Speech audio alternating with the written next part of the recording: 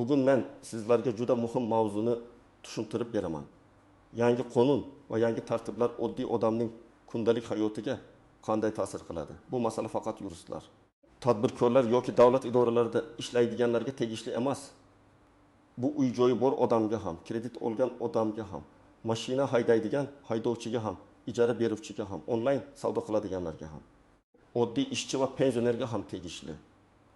Agar siz hujjatlarni vaqtida tekshirmasangiz, shartnomani o'qimasdan imzolasangiz, jarima yoki qarzdorlik haqida xabarni e'tiborsiz qoldirsangiz, keyin hisobingiz bloklanishi, qo'shimcha penya chiqishi yoki muammo sudgacha borishi mumkin. Shuning uchun bu videoni oxirigacha ko'ring. Hozirning o'zida kanalga obuna bo'ling va like bosib qo'ying. Chunki bunday ma'lumotlar odamni katta xarajatdan, asabiylashishdan va keraksiz yugur-yugurdan saqlab qoladi. Avval ko'p odamlar qonun bilan bog'liq masalalarni faqat muammo kelib chiqqandan keyin o'ylardi. Masalan, jarima keladi, lekin odam uni vaqtida ko'rmaydi. Kredit bo'yicha kechikish bo'ladi, lekin bankdan kelgan xabarni jiddiy qabul qilmaydi. Ijara shartnomasi og'zaki kelishuv bilan yuradi. Keyin pul, zarar yoki uydan chiqish masalasida nizo paydo bo'ladi. Kimdir mashina sotadi, lekin hujjatni oxirigacha rasmiylashtirmaydi. Kimdir qarz beradi, lekin tilxat olmaydi. Natijada huquqiy muammo boshlanganda isbot, muddat, hujjat va javobgarlik masalalari oldinga chiqadi. Yangi tartiblarning eng asosiy ma'nosi shuki, davlat va moliyaviy tizimlar tobora raqamlashtirilmoqda. Hujjatlar elektron shaklda yuritilmoqda. Qarzdorliklar, jarimalar, shartnomalar va majburiyatlar bo'yicha ma'lumotlar tezroq aniqlanmoqda. Oldin odam bilmagan edim deb vaqt yutishi mumkin bo'lgan holatlar kamaymoqda. Endi ko'p narsalar shaxsiy kabinet, SMS xabarnoma, elektron portal, bank ilovasi yoki davlat xizmatlari orqali ko'rinadi. Demak, har bir fuqaro o'z nomiga nima rasmiylashtirilganini, qanday qarzi borligini, qaysi muddatda nima qilish kerakligini muntazam tekshirishi zarur. Men buni qo'rqitish uchun aytmayapman. Aksincha, qonunni bilgan odam o'zini himoya qila oladi. Qonun sizga faqat majburiyat yuklamaydi, balki huquq ham beradi. Masalan, sizdan noqonuniy jarima undirilayotgan bo'lsa, e'tiroz bildirish huquqingiz bor. Shartnomada adolatsiz band bo'lsa, uni ko'rib chiqishni talab qilishingiz mumkin. Sizning nomingizdan kimdir kredit yoki qarz rasmiylashtirgan bo'lsa, darhol ariza berib, tekshiruv talab qilishingiz mumkin. Eng muhimi, buni vaqtida qilish kerak. Endi kimlar ayniqsa e'tiborli bo'lishi kerakligini birma-bir tushuntiraman. Birinchi navbatda kredit, mikroqarz, muddatli to'lov yoki bo'lib to'lash asosida tovar olganlar ehtiyot bo'lishi kerak. Masalan, siz 100 million so'mlik telefonni necha oyga bo'lib to'lashga oldingiz. Oylik to'lov 800 ming so'm atrofida bo'lishi mumkin. Lekin shartnomada kechikish uchun penya, xizmat haqi, sug'urta yoki boshqa to'lovlar bo'lsa, real xarajat bundan yuqori chiqadi. Agar siz bir oy kechiktirsangiz, keyingi oy faqat asosiy to'lov emas, kechikish summasi ham qo'shiladi. 3 oy e'tiborsiz qoldirilsa, qarz ancha kattalashadi va undiruv jarayoni boshlanishi mumkin. Ikkinchi guruh kommunal to'lovlar, soliq, jarima va boshqa majburiy to'lovlarga befarq qaraydiganlar. Masalan, odamning nomida kvartira bor, lekin u yerda qarindoshi yashaydi. Elektr, gaz, suv yoki chiqindi to'lov yig'ilib boradi. Egasi men yashamayapman-ku deb o'ylaydi. Lekin hujjatda mulkdor kim bo'lsa, majburiyat ko'pincha o'sha shaxs bilan bog'lanadi. Keyin uy sotmoqchi bo'lganda yoki ma'lumotnoma olmoqchi bo'lganda qarzdorlik chiqib qoladi. Shuning uchun mulk sizning nomingizda bo'lsa, u yerda kim yashashidan qat'iy nazar, to'lovlar va shartnomalar nazoratda bo'lishi kerak. Uchinchi guruh ijara beruvchilar va ijara oluvchilar. Hayotiy misol, bir kishi kvartirasini oyga 3 million so'mdan ijaraga beradi, lekin shartnoma qilmaydi. Birinchi 2 oy hammasi yaxshi. Uchinchi oy ijarachi pulni kechiktiradi. Keyin kommunal qarz qoldirib ketadi. Uyda zarar ham bor. Endi uy egasi isbot qilishi kerak. Kim yashagan, qancha pulga kelishilgan, qaysi sanadan qaysi sanagacha turgan, qanday zarar yetkazilgan. Agar yozma shartnoma bo'lmasa, da'vo qilish qiyinlashadi. Ijara oluvchi uchun ham shartnoma kerak. Chunki uy egasi to'satdan narxni oshirsa yoki ertaga chiqib ket desa, ijarachida o'z huquqini himoya qilish uchun hujjat bo'ladi. 4-guruh avtomobil egalari. Jarima, ishonchnoma, oldi-sotdi, sug'urta, texnik ko'rik va yo'l harakati qoidalari bo'yicha xabarlarni vaqtida tekshirish kerak. Masalan, siz mashinani tanishingizga berdingiz, u kamera orqali 5 ta jarima oldi. Agar hujjat va javobgarlik masalasi oldindan aniqlanmagan bo'lsa, jarimalar sizning nomingizga kelishi mumkin. Yoki mashina sotiladi, lekin rasmiy qayta ro'yxatdan o'tkazish cho'ziladi. Keyin yangi egasi qoidabuzarlik qilsa, eski egasi tushuntirish berib yuradi. Shuning uchun avtomobil bo'yicha har qanday bitimni keyin qilamiz deb qoldirish xavfli. 5-guruh qarz beradigan yoki qarz oladigan odamlar, oila, do'st, qo'shni, hamkasb orasida ishonch bor-ku deb tilxatsiz pul berishga uchraydi. Masalan, 20 million so'm qarz berdingiz, muddat 3 oy. 3 oy o'tadi. Qarzdor hali imkonim yo'q deydi. Yana 2 oy o'tadi. Keyin u umuman pul olmaganini yoki kamroq olganini aytishi mumkin. Sizda bank o'tkazmasi tilxat, guvoh yoki yozishmalar bo'lmasa, isbotlash qiyin bo'ladi. Qonun amalda hujjatga qaraydi. Shuning uchun qarz munosabatida hissiyot emas, aniq yozuv va imzo muhim. Kimlar unchalik xavotir olmasligi mumkin? Agar siz shartnomalarni o'qib imzolayotgan bo'lsangiz, barcha to'lovlarni vaqtida amalga oshirsangiz, shaxsiy kabinetingizni tekshirib tursangiz, SMS va rasmiy xabarlarni e'tiborsiz qoldirmasangiz, hujjatlaringiz tartibli bo'lsa, xavf ancha kamayadi. Lekin bu umuman tekshirmasam ham bo'ladi degani emas. Chunki ba'zan texnik xato, noto'g'ri hisob-kitob, boshqa odamning ma'lumoti bilan adashish yoki firibgarlik holatlari bo'lishi mumkin. Toza ishlayotgan odam ham o'z nomidagi ma'lumotlarni nazorat qilishi kerak. Endi istisnolar. Nozik joylar va ko'pchilik bilmaydigan jihatlarga to'xtalaman. Birinchi nozik masala xabar berilgan hisoblanishi. Ko'pchilik men ko'rmadim, demak menga tegishli emas deb o'ylaydi. Lekin ayrim holatlarda rasmiy xabar elektron kabinetga yuborilgan bo'lsa, SMS kelgan bo'lsa yoki pochta orqali manzilga jo'natilgan bo'lsa, u xabar berilgan deb hisoblanishi mumkin. Shuning uchun telefon raqamingiz, yashash manzilingiz va elektron kabinet ma'lumotlaringiz yangilangan bo'lishi juda muhim. Ikkinchi nozik masala muddatlar. Qonunda muddatlar juda katta ahamiyatga ega. Masalan, jarimaga e'tiroz bildirish, qaror ustidan shikoyat qilish, shartnomani bekor qilish, da'vo kiritish yoki hujjat topshirish uchun ma'lum vaqt beriladi. Odamlar ko'pincha keyin boraman deb yuradi. Lekin muddat o'tib ketgandan keyin masalani hal qilish qiyinlashadi. Ba'zan muddatni tiklash mumkin bo'ladi, lekin buning uchun uzrli sabab kerak. Kasallik, xizmat safari xabarni haqiqatda olmaganlik. Boshqa isbotlanadigan holatlar. Oddiy vaqtim bo'lmadi. Ko'pincha yetarli sabab bo'lmaydi. Uchinchi nozik masala shartnomadagi mayda yozuvlar. Ko'p odamlar faqat narx, muddat va oylik to'lovga qaraydi, lekin shartnomada penya. Jarima muddatdan oldin bekor qilish sharti, xizmat haqi, kafillik, garov, nizoni qayerda ko'rish tartibi kabi bandlar bo'ladi. Masalan, siz 10 million so'm qarz oldingiz, lekin shartnomada har bir kechikkan kun uchun penya bor. Bir qarashda kichik foizdek ko'rinadi, lekin 6 yoki 9 kun ichida sezilarli summaga aylanadi. Shuning uchun men har doim aytaman, imzo qo'yishdan oldin kamida 10 daqiqa vaqt ajrating. Har bir bandni o'qing. Tushunmagan joyingizni so'rang. Imkon bo'lsa suratga olib mutaxassisga ko'rsating. 4-chi nozik masala kafillik. Kafil bo'lishni ko'pchilik oddiy rasmiyatchilik deb o'ylaydi. Aslida kafil bo'lish bu boshqa odamning majburiyatiga javobgar bo'lish xavfini olishdir. Masalan, ukangiz, do'stingiz yoki hamkasbingiz kredit olmoqchi, sizdan kafil bo'lishni so'radi. U vaqtda to'lasa muammo yo'q. Lekin u to'lamasa, kreditor sizdan ham talab qilishi mumkin.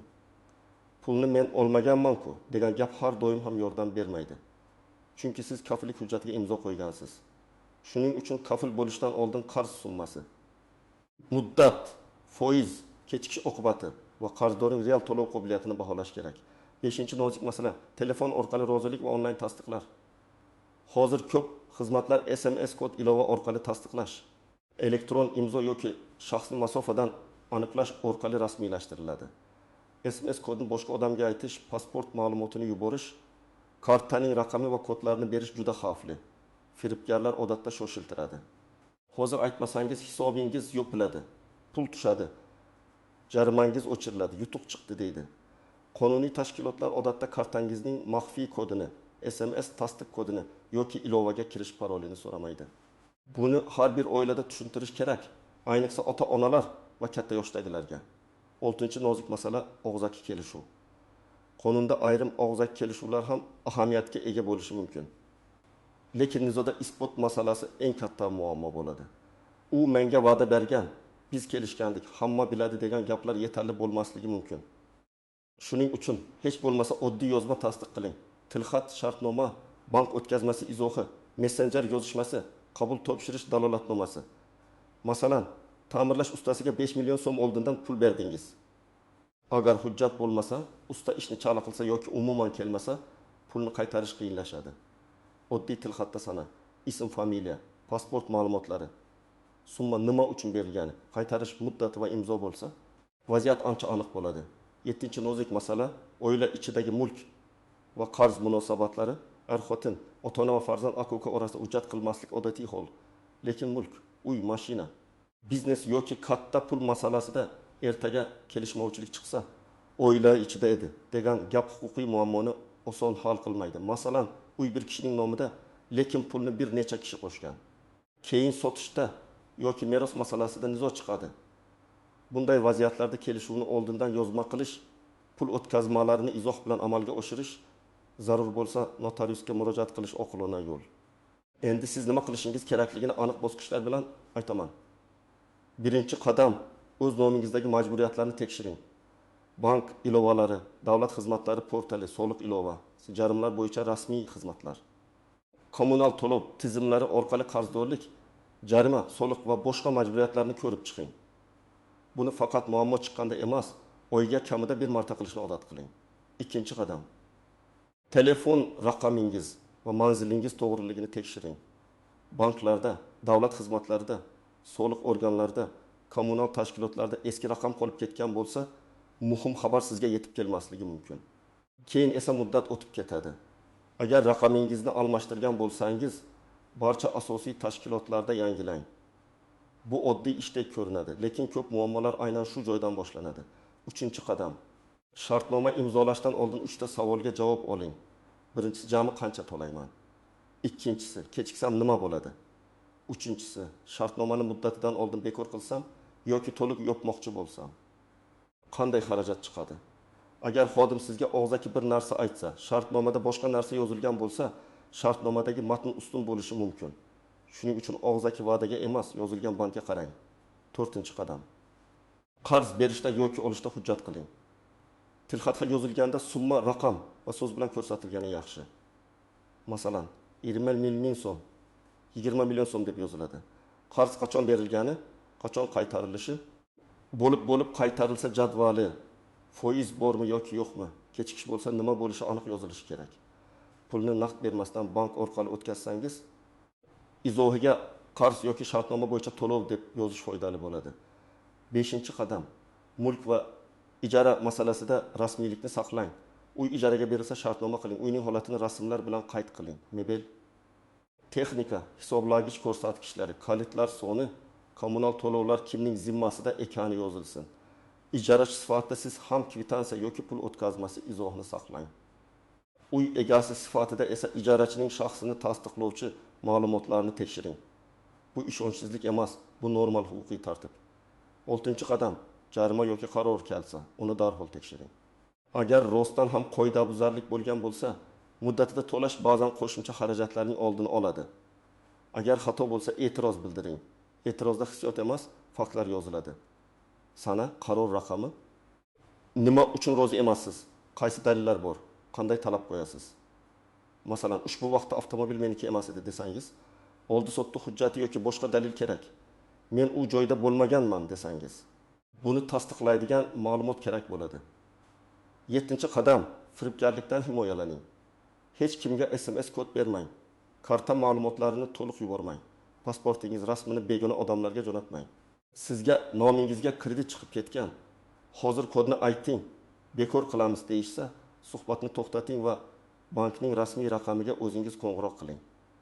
Ilova orqali kelgan tasdiq oynasini o'qimasdan bosmang. Bir marta noto'g'ri tasdiq berish katta muammo keltirishi mumkin. 8-qadam, hujjatlarni saqlang. Shartnoma, kvitansiya, chek, tilxat, sud yoki idora qarori, arzon nusxasi, elektron xabarlar.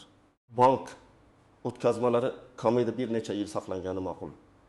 Hozir hammasini telefonda rasmga olib, alohida papkaga joylash mumkin, lekin faqat telefonga ishonmang. Muhim hujjatlarni bulutli xotira yoki boshqa xavfsiz joyda ham saqlang. Telefon yo'qolsa, hujjat ham yo'qolmasligi kerak. 9-qadam ariza yozishni biling.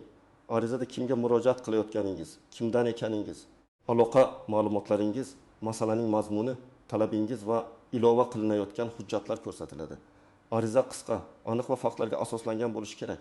Meni aldashdi, yordam bering deyishning o'zi yetmaydi. Falon sanada falon shaxsga falon summa berdim. Qaytarish muddati falon sana edi. Mana tilxat nusxasi, mana bank o'tkazmasi, qarzni undirishda amaliy yordam so'rayman desangiz, murojaat ancha kuchli bo'ladi. 10-qadam. Katta summada mutaxassisga murojaat qiling. Ba'zan odamlar yuristga pul to'lashni istamaydi, lekin shartnomadagi bitta noto'g'ri band keyin 10 millionlab zarar keltiradi. Uy sotib olish, katta qarz, kafillik, biznes shartnomasi. Meros, sud nizosi, kredit muammosi bo'lsa, hujjatni mutaxassisga ko'rsatish yaxshiroq. Bu xarajat emas, xavfni kamaytirish usuli. Yana bir muhim maslahat, hech qachon bo'sh hujjatga imzo qo'ymang. Keyin to'ldirib qo'yamiz. Bu oddiy rasmiyatchilik. Hamma shunday qiladi degan gaplarga ishonmang. Bo'sh hujjatga qo'yilgan imzo keyin siz kutmagan matn bilan to'ldirilishi mumkin. Imzo qo'yishdan oldin hujjatning barcha sahifalarini o'qing. Bo'sh joylar bo'lsa, chiziq torting nusxasini oling. Yangi qonun va tartiblarning asosiy xulosasi shuki, endi beparvolik qimmatga tushadi. Raqamli tizimlar kuchaygani sari odamning huquqiy savodxonligi ham kuchli bo'lishi kerak. Siz hamma qonunni yodlab olishingiz shart emas. Lekin asosiy qoidalarni bilishingiz, hujjatga e'tiborli bo'lishingiz, muddatni o'tkazmasligingiz va o'z nomingizdagi majburiyatlarni nazorat qilishingiz shart. Bugun men sizga yangi qonun va yangi tartiblar hayotimizda nimani o'zgartirayotganini, kimlar ayniqsa ehtiyot bo'lishi kerakligini, qanday xatolar eng ko'p uchrashini va o'zingizni qanday himoya qilishingiz mumkinligini tushuntirdim. Eng asosiy qoida: hujjatni o'qing, muddatni o'tkazmang, xabarlarni tekshiring, og'zaki kelishuvga suyanmang. Shubhali holatda rasmiy manbaga yoki mutaxassisga murojaat qiling. Sizningcha bu yangi tartiblar oddiy odamlar uchun qulaylik yaratadimi yoki qo'shimcha mas'uliyatni oshiradimi? Fikringizni izohlarda yozib qoldiring.